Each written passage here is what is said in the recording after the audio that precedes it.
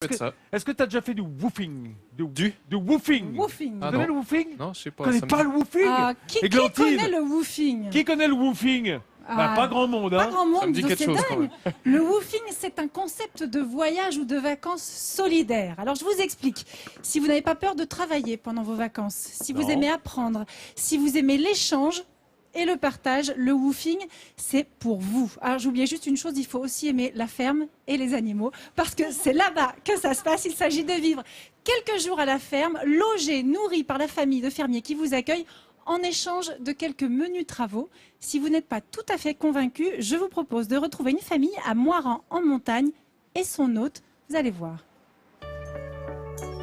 Grâce à ses vaches laitières, à ses poules et à son jardin potager, Alexandre et sa famille se sont créés leur propre circuit de production et visent une autonomie maximale.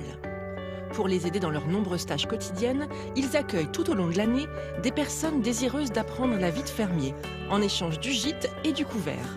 C'est ce qu'on appelle le woofing. Vanessa est la femme d'Alexandre. C'est elle qui a découvert ce concept il y a plusieurs années. Le woofing, c'est un échange entre des personnes qui veulent venir se mettre au vert ou découvrir la vie à la ferme et des autres comme nous où on reçoit pratiquement toute l'année des personnes de divers horizons. Pour nous, l'essentiel, c'est l'échange. C'est ce qu'il y a de plus riche en fait dans la vie. Après avoir fait connaissance autour d'un café, pas question de chômer. Ici, ce n'est pas le travail qui manque. Soraya, aidée des enfants de la famille, sort les veaux dans le pré. Pendant ce temps-là, Catherine a une tâche un peu plus ingrate, mais qui fait partie du quotidien des fermiers. Il faut nettoyer et curer les tables, une tâche physique à laquelle notre citadine n'est pas habituée. Oups. Oh, c'est costaud. Ça casse un petit peu le dos. Peu importe la difficulté, pour Catherine, l'important est de se changer du quotidien en s'immergeant totalement et avec le sourire dans la vie de fermier. C'est l'opportunité de découvrir et de travailler un petit peu avec Alexandre et Vanessa. Et puis de faire découvrir à ma fille, parce qu'elle n'a pas encore franchi vraiment une ferme, quoi. Elle a 12 ans, elle n'a pas encore eu l'occasion d'approcher aussi près les animaux, les vaches, les canards, les poules, enfin tout ça. Transmettre le savoir-faire et partager des valeurs communes sont la base du woofing. Pour Vanessa, c'est avant tout un échange enrichissant qui parfois suscite des vocations. Il y a des personnes qui sont venues, qui étaient citadins, qui venaient de Lille, et ils sont en train complètement de changer de mode de vie. Lui, il va faire du miel, je trouve ça super, parce que du coup, on a transmis des valeurs, je trouve que ça, c'est chouette. Moment privilégié qui vient clôturer la journée, le repas partagé en famille avec la dégustation des produits de la ferme.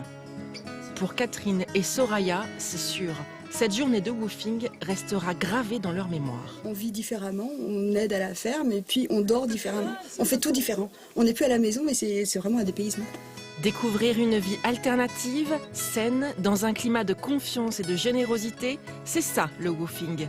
La preuve qu'on peut approcher le bonheur en gardant tout simplement de vraies valeurs.